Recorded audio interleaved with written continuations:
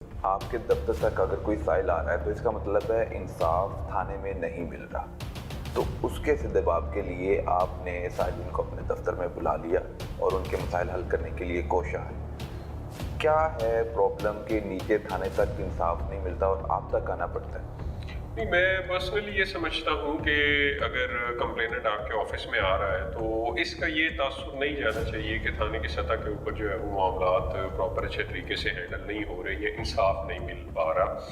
मैं फर्म मेरा इसमें बिलीफ है कि थाना आप बेसिक यूनिट है और थाने के बेसिक यूनिट में ना सिर्फ SHO काम कर रहा है, उसके ऊपर का टीयर SDPO है, उसके ऊपर का टीयर DPO है। सारे के सारे लोगों का काम जब लोगों की भलाई करना है, लोगों को जस्टिस प्रोवाइड करना है, तो उसमें जितना को पार्ट मैं प्ले कर सकता हूँ बीइंग DPO मुझे करना चाहिए, जितना रोल उसमें SDPO उसमें परफॉर्म कर सके उसको करना चाहिए। तो जैसे कि मैंने पहले आपसे कहा है कि थाना आपका बेसिक यूनिट है, थाना जितना ज़्यादा इफेक्टिव होगा उतना स्पीडी जस्टिस और उतना लोगों के जो ग्रीवेंसेस हैं उनको हम अच्छे तरीके से एड्रेस कर पाएंगे। तो हम लाइव आपका वो खुली कचहरी में कवरेज कर सकते हैं अगर इजाजत है? मैं आपको दिखाता हूँ, आए आप मेरे साथ। देखिए जी, आतिफ नदीर DPO हैदराबाद किस तरह शहरियों को तहफ़्फ़ुज़ देने के साथ साथ इंसाफ देने में अपना किरदार अदा कर रहे हैं, वो आपको लाइव नाज़िर आपके सामने रखते हैं और देखते हैं। आज नौ नहीं टिकन देंदी शुमेला ते एक सुंदर सराणी ਉਹਨਾਂ ਸਾਨੂੰ ਤੰਗ ਕੀਤਾ ਬੜਾ ਕੀਤਾ ਤੇ ਨਾਲ ਚੋਰ ਨੂੰ ਵੀ ਲਾ ਲਿਆ ਨੇ ਹਿਦਾਬ ਸੈਨ ਤੇ ਕੱਲ ਵੀ ਉਹ ਕੁੜੀ ਦੇ ਕੋਠੇ ਦੇ ਪੁੱਲਥੀ ਅਠਾ ਛਾਲਾ ਮਾਰ ਦੇ ਗਏ ਤੇ ਮੇਰੀ ਕੁੜੀ ਇਹ ਦੱਸੋ ਕਿ ਤੁਹਾਡੇ ਬੱਚੇ ਕਿਤਨੇ ਨੇ? ਬੱਚੇ 4। ਹਾਂ, ਬੇਟੇ ਕਿਤਨੇ? ਬੇਟੇ 4 ਤੇ 3 ਬੱਚੀਆਂ। ਅੱਛਾ ਜੀ, 4 ਤੇ ਬੇਟੇ ਉਹਨਾਂ ਨੇ। ਬੱਚੀਆਂ ਨੂੰ ਵੜੋ ਨਹੀਂ ਕਰ ਨਹੀਂ ਦਿੰਦੇ, ਪਿਓ ਉਹਨਾਂ ਦਾ ਮਰ ਗਿਆ ਤੇ ਜੀ ਹੁਣ ਉਹ ਨਾਨਾ ਦੇ ਆ ਜੱਠਵਾਂ ਨਾਵਾਂ ਦੇ ਹੋਂ ਬੁੱਢੜੇ ਮੋਏ ਤੇ ਉਹ ਕੁੜੀਆਂ ਬੋਰੇ ਤੇ ਆਂਗਾਂ ਤੋਂ ਆਂਦੀਆਂ ਨੇ ਇੱਥੇ ਆਂਗਾਂ ਕਿਉਂ ਨਹੀਂ, ਮੈਨੂੰ ਇਹ ਗੱਲ ਦੱਸੋ ਕਿ ਇਹ ਹੁਣ ਚੋਂ ਬੱਚਿਆਂ ਨੂੰ ਤੁਹਾਨੂੰ ਤੰਗ ਕੌਣ ਕਰਦਾ ਹੈ? ਤੰਗ ਫਿਦਾ ਹੁਸੈਨ ਤੇ ਉਹ ਸਵਾਣੀ ਦੇ ਅੱਗੇ ਲੱਗ ਜਾਂਦਾ ਜਾਂ ਬੋਲਦੀ ਹੈ ਤੇ ਉਹ ਫਬਕਾ ਮਾਰਦਾ ਨਸ਼ਈ ਬੰਦਾ ਹੈ ਇਹ ਤੇ ਸਾਰੇ ਸਾਨ ਬੜਾ ਬੱਚੇ ਜਿਹੜੇ ਔਖੇ ਤੁਹਾਡੇ ਉਹ ਵਿਵਾਹ ਚਾਰੇ ਤੇ ਉਹ ਵੱਖੋ ਵੱਖ ਰਹਿੰਦੇ ਨੇ ਕਿ ਉਹ ਵੱਖੋ ਵੱਖ ਨੇ। ਚੌਥੇ ਮਹੀਨੇ ਉਹ ਫਿਦਾ ਤੋਂ ਮਨੇ ਹੋ ਗਿਆ ਤੇ ਆ ਮੇਰਾ ਬੇਟਾ ਜਿਹੜਾ ਨਾ ਜੀ ਇਹਨੂੰ ਅਗਲੇ ਦੇ ਵੀ ਉਹਨਾਂ 5 ਬੰਦੇ ਸਦਾਏ ਨੇ ਤੇ ਘਰ ਵਿਹੜੇ ਚ ਵਾੜੇ ਨੇ ਦੀਆਂ ਭੈਣਾਂ ਦੇ ਕੋਲ ਕਿਦਾਈ ਦੇ ਕੁੱਤੇ ਤੇ ਇਹਨਾਂ ਦੇ ਹੱਥੀ ਪਾਉਣ ਵਾਸਤੇ।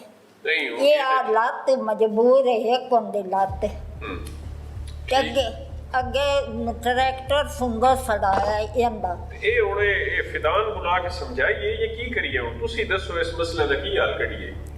ਮੁੜ ਇੰਜੀ ਇਹ ਪੁੱਤਰ ਤੁਸੀਂ ਲਿਖ ਕੇ ਤੇ ਥਾਣੇ ਗੱਲਣਾ ਤਾਂ ਇੱਥੇ ਸਦਾਣਾ ਨਹੀਂ ਤਾਂ ਜਿਕਣ ਆਂਦੇ ਹੋ ਤੁਸੀਂ, ਮੈਂ ਤੇ ਆਂਦੇ ਹੋ ਥਾਣੇ ਗੱਲਣਾ, ਥਾਣੇ ਗੱਲ ਦੇਣਾ, ਆਂਦੇ ਹੋ DSP ਕੋਲ ਗੱਲੋ, DSP ਕੋਲ ਗੱਲ ਦੇਣਾ, ਜਿਕਣ ਆਂਦੇ ਹੋ ਤੁਸੀਂ ਮੇਰੇ ਦਿਲ ਤੁਹਾਡਾ ਮਸਲਾ ਹੱਲ ਹੋ ਜੇ। ਆ ਹੱਲ ਕਰੋ, ਘਰ ਸਾਡਾ ਛੱਡ ਦੇ, ਸਾਡਾ ਘਰ ਛੱਡ ਦੇਵੇ, ਉਸ ਘਰੋਂ ਨਿਕਲ ਕੇ ਉਹਦੇ ਸੁੰਦਰ ਸਾਲ ਬੰਦੇ ਜਾਣ। ਨਹੀਂ ਘਰ ਉਹਦੇ ਵਿੱਚ ਹਿੱਸਾ ਕੋਈ ਨਹੀਂ ਉਹਦਾ ਘਰੇ ਵਿੱਚ। ਨਹੀਂ ਜੀ ਇਹ ਲਿਖ ਕੇ ਦਿੱਤਾ ਜੀ, ਲਿਖ ਕੇ ਦੇ ਆਈ ਦਿੱਤਾ ਡੇਰੇ ਵਾਲੇ ਸਾਰੇ ਕਿ ਨਹੀਂ ਇਹ ਇਹਨਾਂ ਦੀਆਂ ਸ਼ਾਦੀਆਂ ਕੀਤੀਆਂ ਨੇ, ਉਹਨਾਂ ਹਿੱਸਾ ਕੋਈ ਨਹੀਂ ਕਰਦਾ। ਇੱਕ ਸੈਕਿੰਡ ਮਾਂ ਜੀ, ਇੱਕ ਸੈਕਿੰਡ। ਇਹ ਘਰ ਜਿਹੜਾ ਕਿਤਨੇ ਮਰਲਿਆਂ ਦਾ ਹੈ? ਇਹ ਦੇ 6 ਮਰ ਹਾਂ 6 ਤੇ 6 ਮਰਲਿਆਂ ਵਿੱਚ ਜਿਹੜੇ ਨੇ ਫਿਦਾ ਤੋਂ ਇਲਾਵਾ ਵੀ ਕੋਈ ਰਹਿੰਦਾ ਹੈ ਜਦ ਤੱਕ?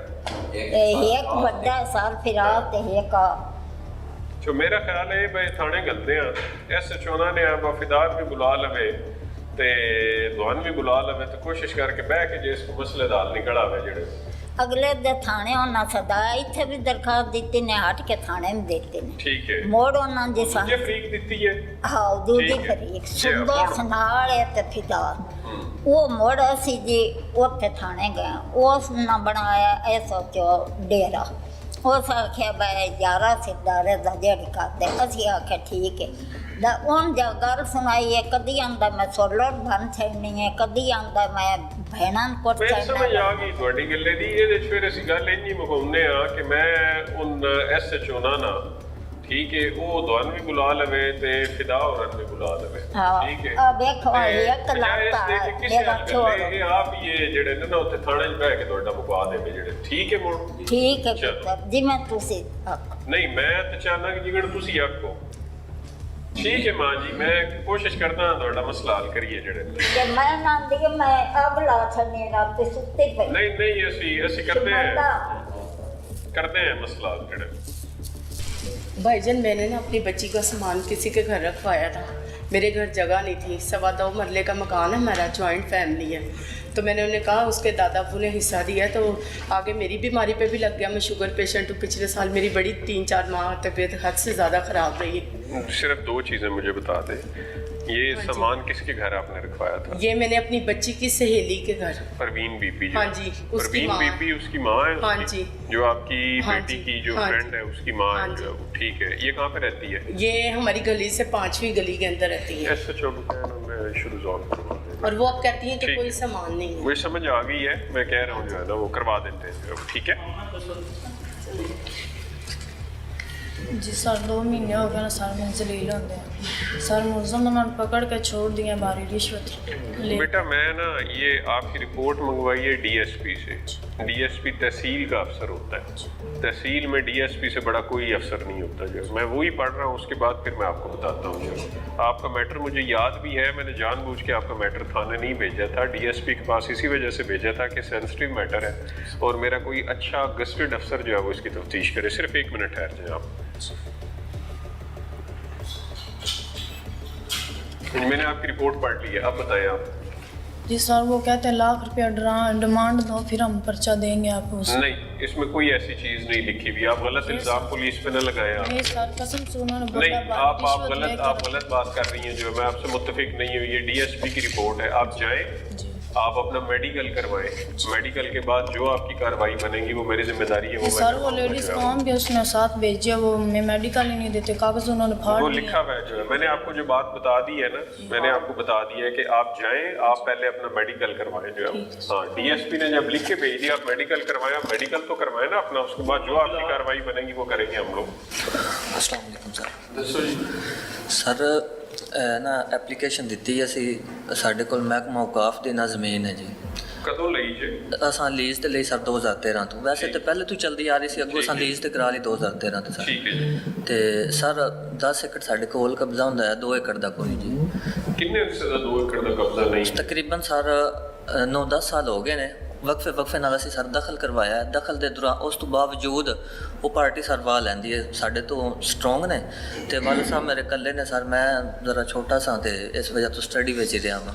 ਮੈਂ 2-3 ਗੱਲਾਂ ਦਾ ਨਾ ਮੈਨੂੰ ਦੱਸੋ। ਜੀ, ਜਿਹੜਾ ਜੀ। ਆਖਰੀ ਤੁਸੀਂ ਦਖਲ ਲਿਆ ਸਰ ਸੀ, ਆਖਰੀ ਦਖਲ ਉਹ ਮੈਂ ਸਿਰਫ ਜ਼ਬਾਨੀ ਦੱਸ। ਜੀ ਸਰ। ਆਖਰੀ ਜਿਹੜਾ ਤੁਸੀਂ ਦਖਲ ਲਿਆ ਸੀ ਉਹ ਕਦੋਂ ਲਿਆ ਹੈ? ਮਹਿਕਮਾ ਮਾਲ ਨੂੰ ਜਾ ਕੇ ਜਾਂ ਵੈਸੇ ਸਰ ਦਖਲ 2024 ਦਾ ਲਾਸਟ ਟਾਈਮ ਸਰ ਹੋਇਆ ਦੋਵੇਂ ਦੱਸ ਛੜੋ। ਸਰ। 2024 ਦਾ ਨਾਲ ਲੱਗਾ ਹੈ ਸਰ। ਅੱਛਾ 2024 ਤਾਂ ਨਹੀਂ, ਮੈਂ ਤੁਹਾਡੀ ਗੱਲ ਤੋਂ ਹੀ ਮੈਂ ਮੰਨ ਲਿਆ ਸੀ ਨਾ, ਕਾਗਜ਼ ਮੈਂ ਤਦ ਵੇਖਾਂਗਾ ਜਦੋਂ ਮੈਨੂੰ ਲੱਗੇਗਾ ਕਿ ਹੁਣ ਤੁਸੀਂ ਜਿਹੜੇ ਨੇ ਨਾ ਉਹ ਸਹੀ ਗੱਲ ਮੇਰੇ ਨਾਲ ਜੀ ਸਰ। ਜਿਹੜੇ 2024 ਦਾ ਜਿਹੜਾ ਦਖਲ ਲਿਆ ਸੀ ਜੀ ਸਰ। ਉਸ ਤੋਂ ਬਾਅਦ ਅੱਗੇ ਫਿਰ ਕੀ ਕਾਰਵਾਈ ਹੋਈ? ਸਰ ਕਾਰਵਾਈ ਦੱਸਣਾ ਸਰ, ਸਾਨੂੰ ਫਿਰ ਆਂਦੇ ਸਨ ਜੀ ਤੁਸੀਂ ਠੇਕਾ ਲੈ ਲਵੋ, ਸਾਡੇ ਕੋਈ ਹਿੱਸਾ ਲੈ ਲਵੋ ਸਰ।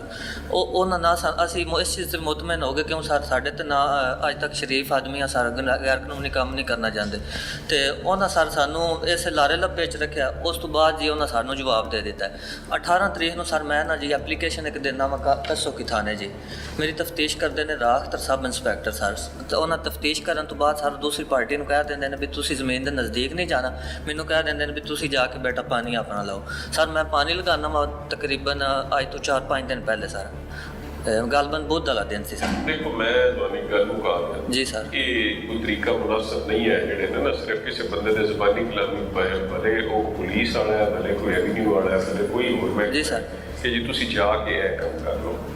ਤੁਹਾਡੇ ਕੋਲ ਅਗਰ ਕੋਈ ਲੀਗਲ ਕੋਈ ਡਾਕੂਮੈਂਟਸ ਮੌਜੂਦ ਨੇ ਨਾ ਜੀ ਸਰ। ਹੋ ਗਿਆ ਇਹ ਉਹ ਮੈਂ SHO ਨੂੰ ਬਲਕਿ DSP ਸਦਰ ਨੂੰ ਤੁਹਾਡੀ ਐਪਲੀਕੇਸ਼ਨ ਮਾਰ ਕਰ ਰਿਹਾ ਜੀ ਸਰ। ਉਹ ਦੋਨੋਂ ਸੁਣੇਗਾ ਔਰ ਅਗਰ ਜਿਹੜੇ ਨੇ ਉਹਨਾਂ ਦੀ ਬੇਦਖਲੀ ਬਣਦੀ ਹੈ ਤੇ ਅਸੀਂ ਇਸ ਨੂੰ ਰੈਵਨਿਊ ਵਾਲਾ ਦੇ ਕੋਲ ਵੈਰੀਫਾਈ ਕਰਵਾਉਣ ਤੋਂ ਬਾਅਦ ਉਹ ਕਰਵਾ ਦੇਵਾਂਗੇ। ਨਹੀਂ ਬਣਦੀ ਜਾਂ ਡਾਕੂਮੈਂਟ ਨੂੰ ਰੀਵੈਰੀਫਾਈ ਕਰਵਾਉਣਾ ਤੇ ਫਿਰ ਇਹਨਾਂ ਨੂੰ ਦੁਬਾਰਾ ਅਸੀਂ ਲਿਖ ਕੇ